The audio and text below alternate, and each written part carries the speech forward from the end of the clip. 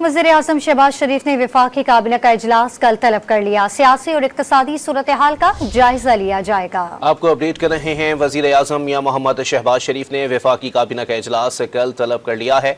इजलास में माशी और इक्तिसादी सूरत हाल का जायजा लिया जाएगा। आपको अपडेट कर रहे हैं इस हवाले से कि वफाकी काबीना का अहम इजलास कल तलब कर लिया गया है और इस इजलास में मुल्क की इक्तिसादी, सियासी और सिक्योरिटी सूरत हाल का जायजा लिया जाएगा। मजीद जानते हैं डॉन न्यूज़ के चीफ रिपोर्टर सनाउल्लाह खान से। सनाउल्लाह, बताइएगा काबीना इजलास का एजेंडा क्या है?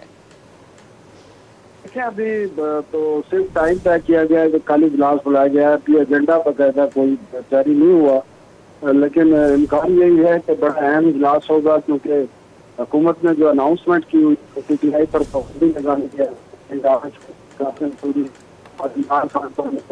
होंगे आर्टिकल 6 के उस हवाले से वफाकी हुकूमत ने अनाउंस किया था कि कैबिनेट के आइंदा इजलास में इसकी मंजूरी ली जाएगी और इसके हवाले से जो समरियां हैं वो वैसे ही तैयार कर ली गई हैं।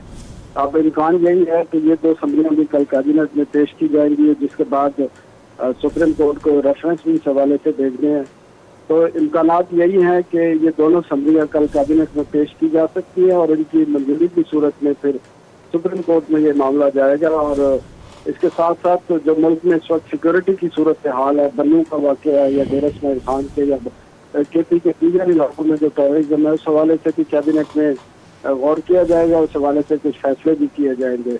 ओवरऑल जो मुल्क की पॉलिटिकल सिचुएशन है और इकानमी की जो सूरत हाल है, उस पर भी बातचीत की जाएगी।